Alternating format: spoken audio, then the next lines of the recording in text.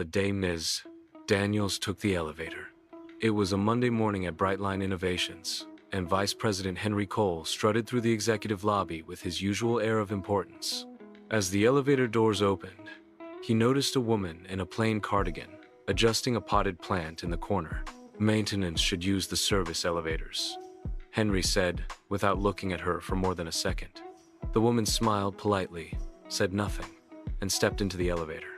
She pressed the button for the top floor, allowing Henry to step out first when the doors opened. What Henry didn't know was that this woman was Lena Daniels, the founder and CEO of Brightline Innovations.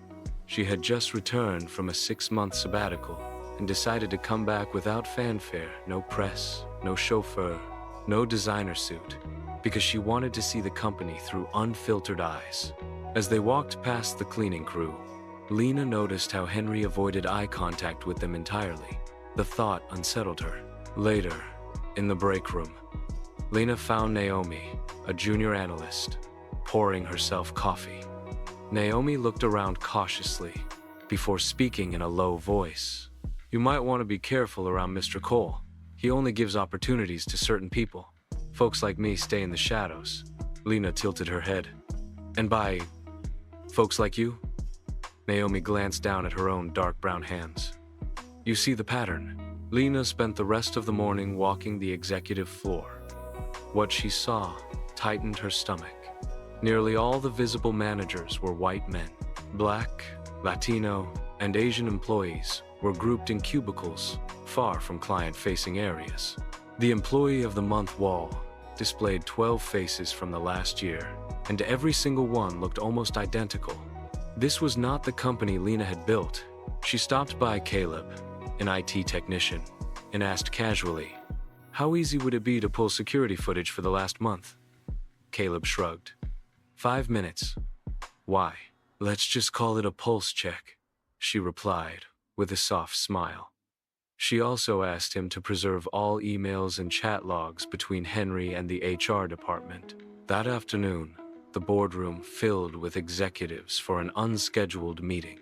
Henry walked in, smirking as if ready to lead, then froze when he saw Lena seated at the head of the table. "Ladies and gentlemen," she began, "I returned early because I missed this company. But today, I saw something I cannot ignore, something deeply against our values." Henry chuckled nervously. "And what values are those?" "The ones I built this company on," Lena replied, sliding her ID badge across the table, CEO printed in bold letters. Gasps filled the room.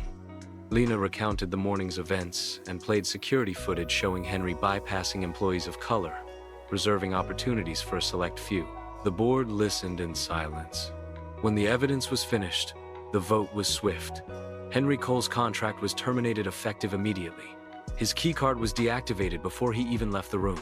Lena then introduced the Brightline Promise: anonymous reporting channels for bias or discrimination, rotational leadership programs to ensure all talent was visible, and an annual Bridge Builder Award for those fostering inclusion.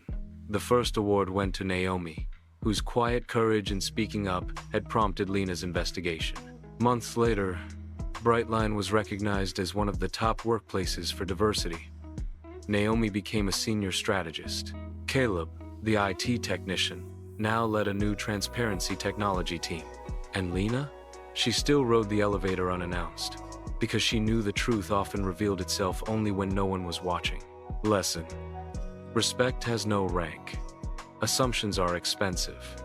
True leadership is proven when you think no one important is watching.